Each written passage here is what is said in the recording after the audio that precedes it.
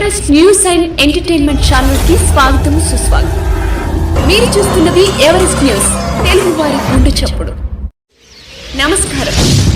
Everest 6 బోర్లు 4 బోర్లు 2 బోర్లు వేసి ఆశ కోసం నీళ్ళు వస్తాయేమో అని ప్రయత్నం చేసి మేము అప్పుల పాలైనామని చెప్పి వాళ్ళ యొక్క బాధలు చూస్తూ ఉంటే ఈ ప్రభుత్వం పూర్తిగా రైతుల్ని ఆదుకోవడంలో ఈరోజు విఫలమైందనేటువంటిది అర్థమవుతా ఉంది.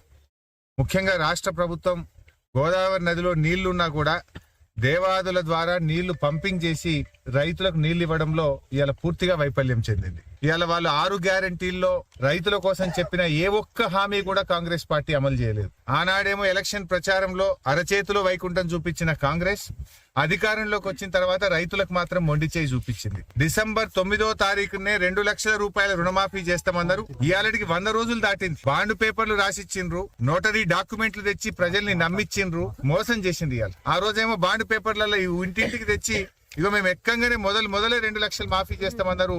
ఇలా 100 రోజులు దాటినా ₹1 రుణమాఫీ చేసిన పరిస్థితి లేదు, ఒక అడుగు ముందుకు పడ్డ పరిస్థితి లేదు.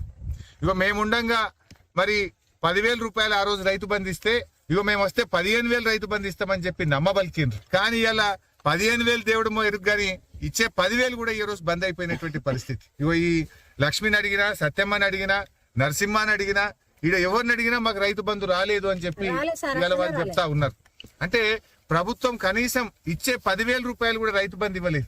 ఒకవైపు రైతు బంధు రాలేదు, ఇంకొక వైపు నీళ్లు వస్తలేవు, కొత్తగా బోర్లు వేసి ఇలా రైతులందరూ అప్పుల పాలైనటువంటి పరిస్థితి. అంటే ఇలా కాంగ్రెస్ పార్టీ 2 లక్షల రుణమాఫీ చేస్తామని మోసం చేసింది, 15,000 రైతు బంధు ఇస్తామని మోసం చేసిండ్రు, వడ్లకు 500 రూపాయల బోనస్ ఇస్తామని మోసం చేసిండ్రు, వ్యవసాయ కూలీలకు 12,000 ఇస్తామని మోసం చేసిండ్రు, 15,000 రైతు బంధు అని మోసం చేసిండ్రు. కౌలు రైతులకు కూడా మేము రైతు బంధు ఇస్తామన్నారు, వాళ్ళను కూడా మోసం చేసిండ్రు. అంటే కాంగ్రెస్ పార్టీ 100 రోజుల్లో అమలు చేస్తామన్న 6 గ్యారంటీల్లో పెట్టిన ఏ ఒక్క హామీ కూడా రైతుల విషయంలో అమలు చేయకుండా ఈ హస్తం పార్టీ రైతులకు మొండి చేయి చూపించింది అనేది మాత్రం ఇవాళ స్పష్టమైతా ఉంది. ఇలా కాంగ్రెస్ వచ్చిన ఈ 100 రోజుల్లో 180 మంది రైతులు ఇలా ఆత్మహత్యలు చేసుకున్నారు ఈ రాష్ట్రంలో. కేసీఆర్ హయాంలో రైతులందరూ కూడా సంతోషంగా ఉన్నారు.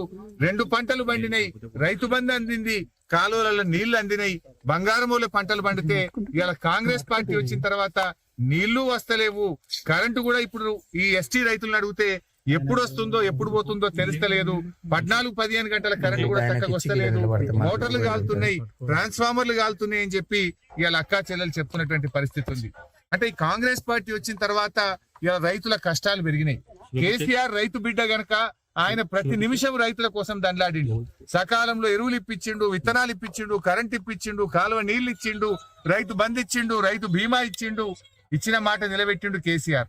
కానీ కాంగ్రెస్ పార్టీ రైతులకు ఇచ్చిన ఏ ఒక్క హామీ కూడా అమలు చేయకుండా అడుగడుగున రైతులకు మోసం చేసిండు. ఇలా రాష్ట్ర వ్యాప్తంగా దాదాపు 20 లక్షల ఎకరాల్లో పంట ఎండిపోయింది. వడగళ్ల వానబడి లక్షలాది ఎకరాల్లో పంట నష్టం జరిగింది. ఈ ముఖ్యమంత్రి గారికి గాని ఈ మంత్రులకు గాని కనీసం రైతుల్ని ఓదార్చే ఓపిక లేదు. 180 మంది రైతులు చనిపోతే ఒక్క మంత్రి కూడా పోయి ఇప్పటిదాకా ఒక రైతును పరామర్శించిన పాపాన పోలేదు. ముఖ్యమంత్రి ఏమో ప్రతిపక్ష నాయకుల ఇళ్లకు పోయి పార్టీలకు తెచ్చుకున్నానికి ఆయనకు టైం దొరుకుతా ఉంది. గేట్లు తెరిచినా అని మరి గెలిచిన ఎమ్మెల్యేలను గుంజుకపోయే ప్రయత్నం చేస్తుండు, మా బీఆర్ఎస్ పార్టీ లీడర్లను ఇళ్లకు పోయి గుంజుకపోయే ప్రయత్నం చేస్తుండు. కానీ ఇవాళ రైతులు పిట్టల్లాగా రాలిపోతా ఉంటే, చచ్చిపోతా ఉంటే ఒక ముఖ్యమంత్రి రాడు, ఒక మంత్రి రాడు, కనీసం పరామర్శించరు, ధైర్యం చెప్పరు, నీళ్ళు ఏ శాత కాదు. నేను మొన్న ఎప్పుడో చెప్పినా, మేము గేట్లు తెరిస్తే అందరు మా పార్టీలో చేస్తారు. నువ్వు తెరవాల్సింది గేట్లు రాజకీయ పార్టీల కోసం కాదు, ప్రాజెక్టుల గేట్లు తెరువు, రైతుల పొలాలు కాపాడు, రైతులకు నీళ్లు ముఖ్యమంత్రి అంటే ఆయన చీమ గుట్టినట్టు కూడా లేదు. ఆయన నీళ్లిచ్చి ఇలా పంటలు కాపాడాలి.